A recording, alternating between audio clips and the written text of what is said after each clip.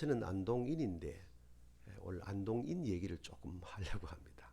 지역 얘기한 건 아니고 안동이 한국 정신문화의 수도라고 브랜드가 등록이 된 걸 우리가 잘 압니다. 2006년 7월 4일 날 특허청에 안동은 정신문화의 수도라고 브랜드가 등록이 공식으로 됐습니다. 왜냐하면은 안동 하면은 추로지향의 도시다. 추나라의 맹자나 노나라의 공자를 지향하는 마을이 안동이다. 유일하게 한국의 지역학, 안동학이라고 하는 것이 있습니다. 유일하게 지역학이 있는 곳이 안동입니다. 더 중요한 건 평생학습 도시라고 하는데 이게 뭐냐면은 선비정신. 안동하면은 소위 양반이라는 말이 뒤끝이 붙는 그 내용이 바로 거기 있습니다. 한국에서 가장 많은 독립운동가가 배출된 곳이 안동으로 우리가 잘 알고 있습니다. 그래서 한국 독립운동의 성지라고도 명명하는 곳이 안동입니다. 인보 협동의 도시다. 안동을 전통과 예절이 숨쉬는 곳이다 말입니다. 그래서 안동인 이렇게 말하면은 뒤에 꼭 세 단어가 붙는 것이 있습니다. 첫째가 예의, 둘째가 접빈, 셋째가 의리입니다.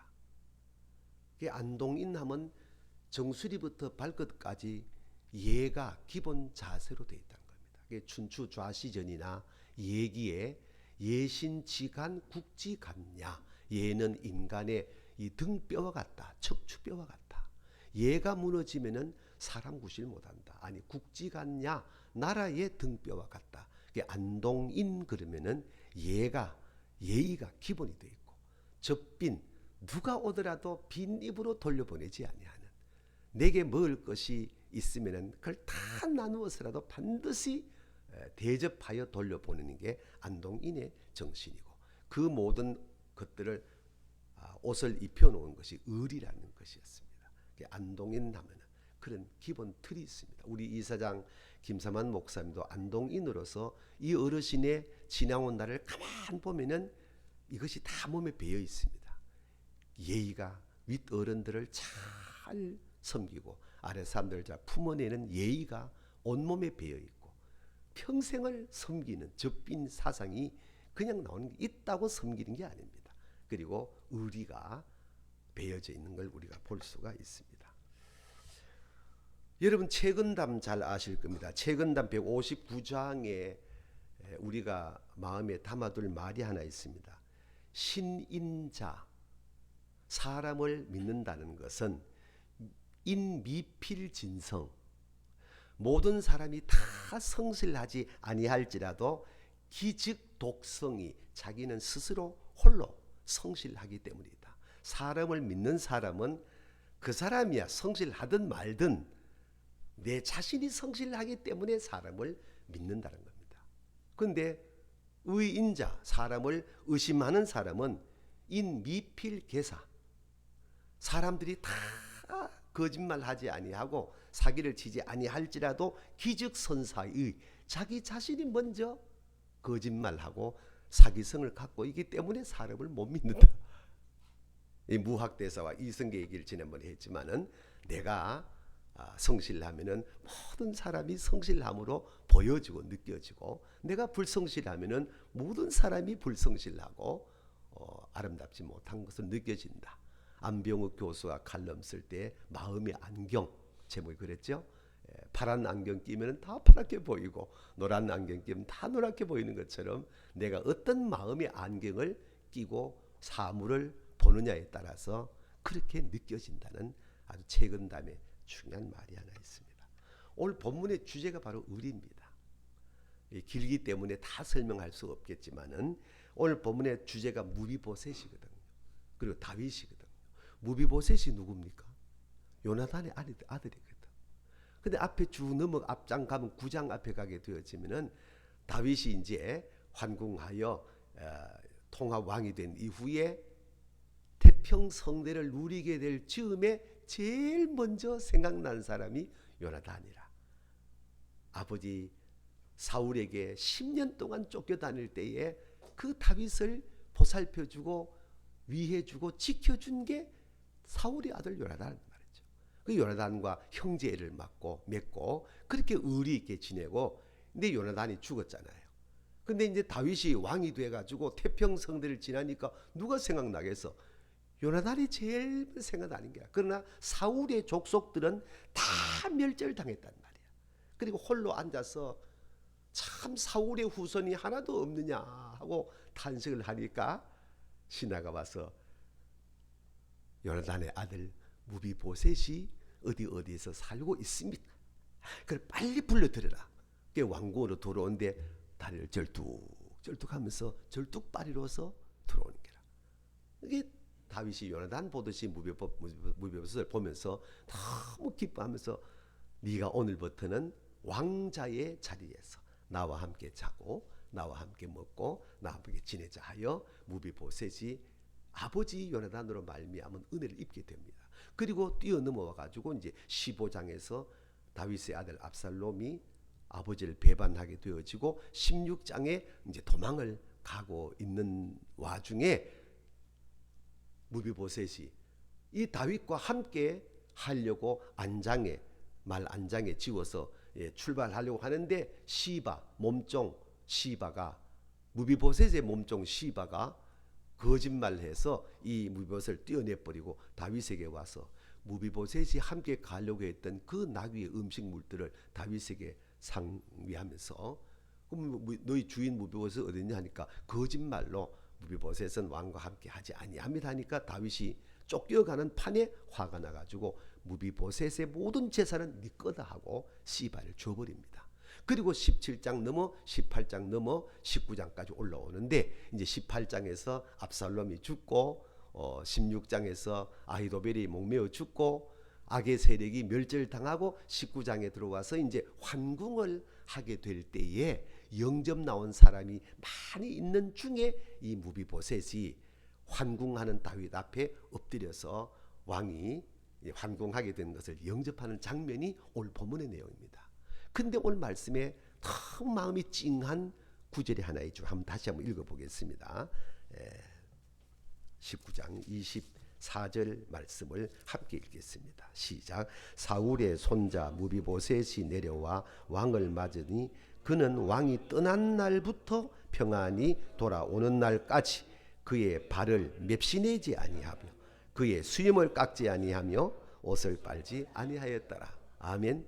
다윗이 압살롬의 아들한테 쫓겨 도망을 가는 그날부터 환궁한 날까지 무비보셋은 수염도 깎지 아니하고 옷도 빨지 아니하고 다윗이 돌아올 날만 조용하게 기다리다가 다윗이 돌아오게 되어지니까 영접을 하게 되어지는 이 장면입니다.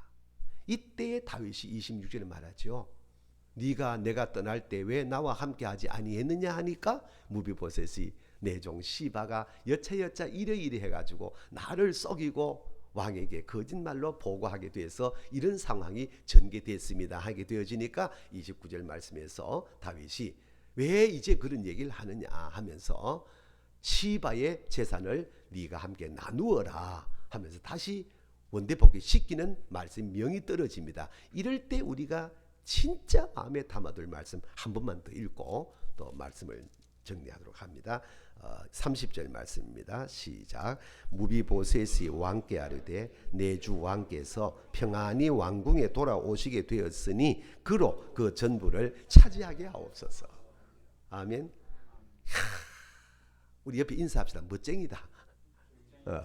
뭐가 멋쟁이래? 자, 시바 몸종 시바에게 속임을 당해서 왕으로부터 재산을 몰수당하여 몸종 시바에게 다 넘어갔잖아. 그리고 이제 그러고도 억울한 일을 당하고도 가슴 칠 일을 당하고도 한마디 말하지 아니하고 오직 그 왕을 돌아올 때까지 기다리며 수염도 깎지 아니하고 발도 맵시내지 아니하고 옷도 빨지 아니하고 다윗 왕이 환궁할 때를 기다리다가 돌아오게 되어져서 이 사실을 적시하게 되어지면서 다윗이 상황을 인지하고 내가 판단 잘못했구나, 내가 실수했구나, 시바에게 준 모든 재산을 이젠 둘이 나누어라 하니까 마지막 절에 이 무비보셋이 나는 그런 것을 원하는 게 아닙니다. 왕이 건강하게 환궁하는 것으로 족합니다. 시바의 제사는 시바에게 그대로 다 두셔도 괜찮습니다라고 이 본문이 마무리가 됩니다. 이 말씀의 주제가 의리라는 겁니다. 얼마나 감동 있는 말씀인지 모릅니다. 시간이 좀 있으면 좀 리얼하게 설명을 좀 더 드리면은 이해가 참 훨씬 쉬운 얘기인데, 작금의 이 사회 현상을 보게 되어지면은 의리라고 하는 것은 찾아볼 수가 없습니다. 지금 대통령께서 곤욕을 치르고 계십니다. 그분의 명예에 의하여 그분의 직은에서 그분을 위해서 충성했던 분들이 검찰에서 하나 둘씩 나는 아닙니다, 대통령이 시켜서 했습니다라고 모든 책임을 대통령에게 넘기는 걸 뉴스 보도를 계속 보고 있습니다. 어느 것이 옳다 나쁘다를 지금 말하는 게 아닙니다. 그래서 어느 신문에 그런 칼럼 작은 가심란 썼대요. 이 시대는 장세동은 없다, 그런 말 썼더라고요. 의리, 성경이나 우리의 일반 사회생활이나 진정 의리 있는 삶은 어디에 있는가? 예수님께서 살아가는 12제자를 선택하잖아요. 3년 동안 주님과 함께 동고동락하잖아요. 예수님의 정신도 알고 사상도 알고.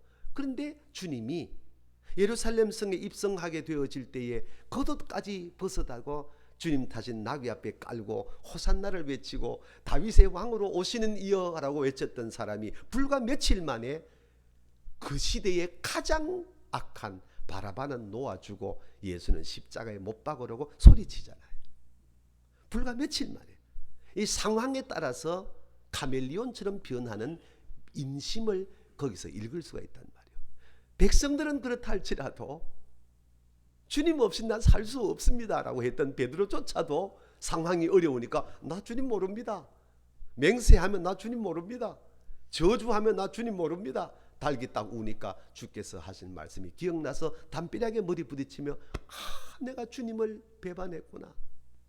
가슴을 치지만은 이미 입에서 나온 말들은 세 마디가 쏟아져 나와버리고 말았다는 것입니다.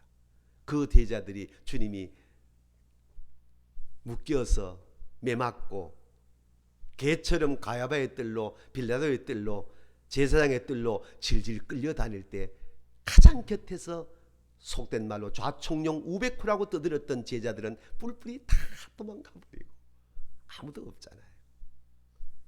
그리고 골고다 언덕을 오르실 때에 피범벅되어 오르실 때 걷지 못하고 오르실 때 주님 곁에 있지도 않았던 여인들이 울면서 가슴치며 따라오는 걸 보신 주님이 예루살렘의 딸들아 나를 위해서 울지 말고 너희와 너희 자녀를 위해서 울라고 마지막까지 나누고 베풀고 사랑하고 돌보시는 이 주님의 곁에 누가 있냐는 거죠. 만찬석상에서 가룟 유다가 당신을 배반하는 줄 훤히 아시면서도 생애 마지막 만찬을 전연스럽게 같이 하신 주님의 그 마음을 여러분 헤아려 보셨습니까? 당신을 조금 후면은 얘가 나를 배반하고 나는 끌려가는구나 다 아시면서도 생애 마지막 만찬을 함께 하시면서도 말씀 한마디 하지 아니하시는 그 주님의 마음을 헤아릴 수 있는 제자들이 얼마나 되겠냐는 거예요. 직설법 하나 쓸까요? 우리 회사를 끌어가시는 회장님의 마음을 우리 모든 임직원들이 과연 얼마나 알까? 난 목사로서 혼자 늘 내 방에 들어와 앉자마자 그걸 먼저 묵상합니다.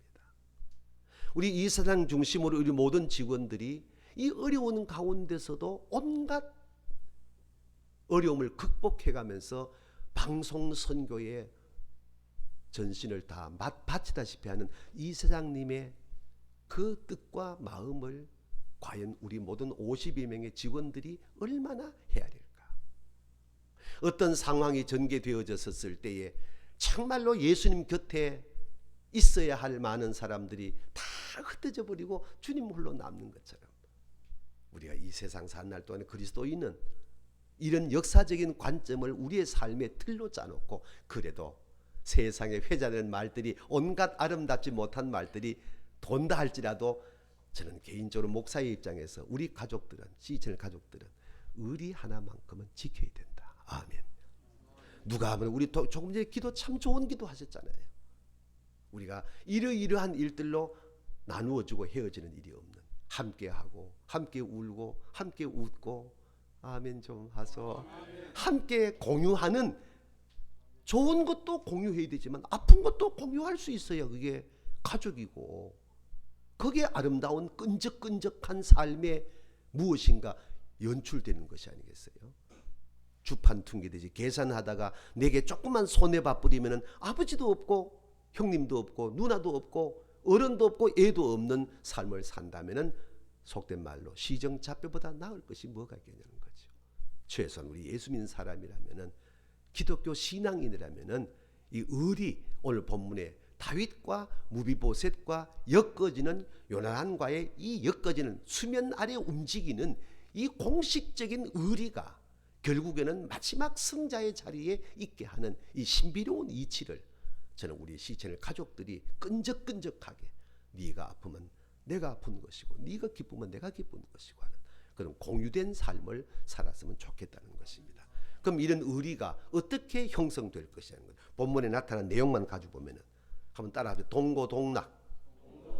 이 동고동락의 마음과 생활이어야 이게 의리 있는 삶이 연출된다는 거예요. 이 24절 무비보셋 말인데 여러분 옛날에 그 방송국이 어딘지 모르겠는데 아프냐 나도 아프다라는 말이 아주 유명하게 서민들의 마음에 파고들었던 걸 내가 아직 기억하고 있어요. 아프냐 나도 아프다 종사관이 한 말을 그제 그 참 한마디인데 그 말에 담겨져 있는 함축된 말은 수천만 마디 말을 다 담고 있거든요.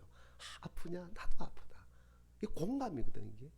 이 공감할 수 있을 때는 아까운 것도 없고 어떤 것도 관계없다는 거죠. IMF를 맞고 제가 새벽 기도를 인도하고 나오는데 중간 좀 못 미쳐서 어떤 남자 집사님이 처절하게 기도합니다. 하나님 한 달에 10,000원이라도 11조 하게 해주세요.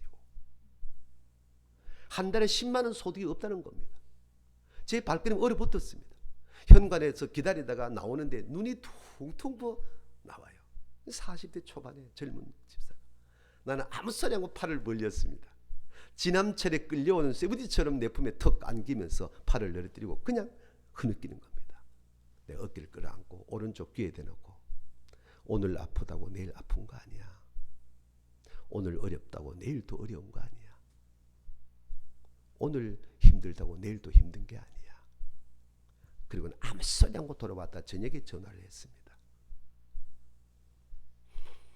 어릴 때 내가 형아와 함께 해변에서 모래성 쌌는데 손을 넣어가지고 톡톡톡 뚫어 모래성 쌓고 난 다음에 형아가 잘못해서 이 내가 쌓은 모래성을 뭉개버려가지고 어린 나이에 내 집을 왜 부셨냐고 소리 지르니까 형아가 화가 나가지고 내 집, 형아 집 다 발로 휙휙 뭉개버리고 무너지면 새로 지으면 될 거 아니야 임막하고 갔던 이야기를 들려주었습니다.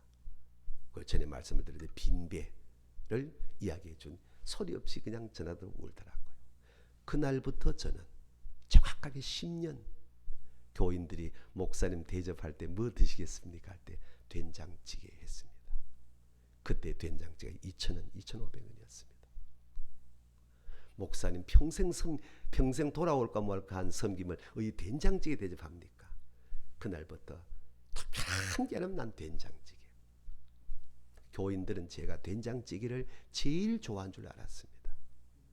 10년 딱 지나고 내가 선포했습니다. 내가 제일 싫은 것이 된장찌개였다. 어릴 때 생일날 너무 가난해가지고 생일날은 쌀밥 주는 줄 알고 생일날은 고기 먹는 줄 알았는데 고기가 없는 거야. 고기 달라고 어린 것이 우니까 누나가 된장 덩어리를 찍어서 고기라고 밥이 올라오는. 먹으니 고기 아니거든. 고기 아니야. 이게 고기다. 어릴 때 너무 충격적이어서 이게 떠나질 않는 거야. 그때부터 저는 된장찌개 싫은 사람이었습니다. 그러나 이 김 집사의 사건 이후에 10년을 된장찌개를 먹다 보니 지금은 된장찌개가 제일 좋은 기호식품이 된 겁니다. 그 집사는 지금 많이 성장하여 좋은 회사 경영합니다. 공감이 뭐냐? 말이 아니란 얘기예요. 얼굴과 얼굴을 마주 봐도 너의 마음을 내가 알 수 있고 내 마음을 내가 알 수 있다면 그보다 행복한 거 어디 있겠어요? 가정으로 돌아가면 여러분 미안합니다. 아내의 눈빛을 하루 종일 얼마나 봅니까? 남편의 눈빛을 하루에 24시간 가운데 단 몇 분, 몇 초 봅니까?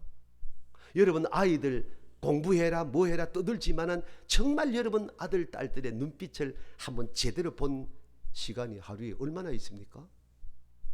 입에는 수천만 마디 쏟아져 나오는데 마음은 너에게 나에게 와 닿지를 않는다는 겁니다. 비록 우리 C채널은 작은 회사지만 언젠가 광고 가운데 소리 없이 세상을 움직입니다. 포스코 그런 것처럼 소리 없이 세상을 변화시킵니다. C채널. 아멘 좀 하소.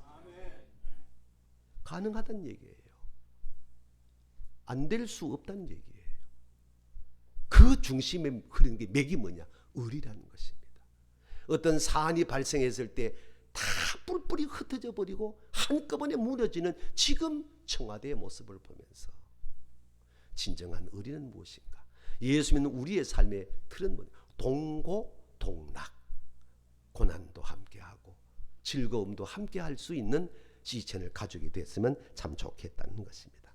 두 번째 따라합니다. 올바른 판단과 행동. 불의가 뭐예요?